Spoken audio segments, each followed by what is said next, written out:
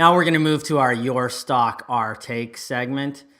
I'm going to let Aaron take a look at a listener question came in on a company called Medical Marijuana Inc. Like I said, the symbol is MJNA. It's on the OTC-PINK sheets. So they are building a portfolio of investments in the marijuana sector. Aaron, what are your thoughts? Sure, yeah. So this question was from Brad in Surrey, and he just asked for our opinion on the company and the financial results, which they just released this week. And it's good to talk about this because we get a lot of questions from clients and from just interested investors about the marijuana industry in particular, given that there's the legalization in some states in the U.S. and then upcoming in Canada. There seems to be theoretically a lot of opportunity in the space, but of course we're not just looking at the hype of a business or the hype of a sector. We're looking at the actual financial performance, the actual earnings and cash flow that the business is actually able to generate.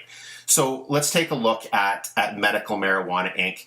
The symbol is MJNA.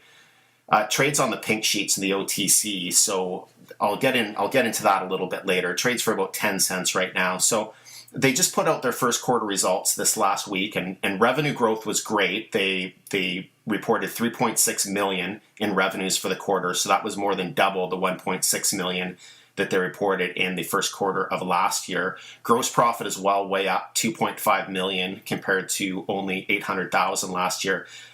But it's from here that the results start to deteriorate for us anyways. The company reported a net loss in the quarter, 2.2 million. Still an improvement from the 11 million of a net loss that they reported in the first quarter of last year. But they also burnt through about $7 million in operating cash flow just in the first quarter alone.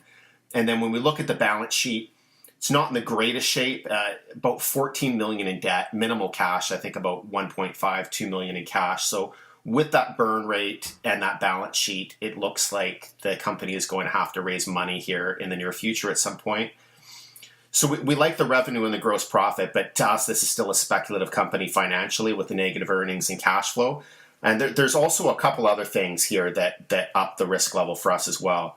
So I mentioned that this company is listed on the pink sheets. And for those that aren't familiar with the pink sheets, this is an over-the-counter exchange in the US. It has the most minimal reporting requirements. So my understanding is that these companies that trade on the pink sheets, or listed on the pink sheets, that they're not required to report financial disclosures, and that's certainly an issue. If you look at Medical Marijuana Inc., the company, it's got a $300 million market cap, so it's fair size in the market when you're just looking at the market cap, and it has revenues. So for us to take a company like this seriously, we would like it to trade off the pink sheets and on one of the more stringent levels of the OTC market bulletin board. So there's different levels that you can trade on, and each level has different reporting requirements. So we'd certainly like to see the reporting requirements increased.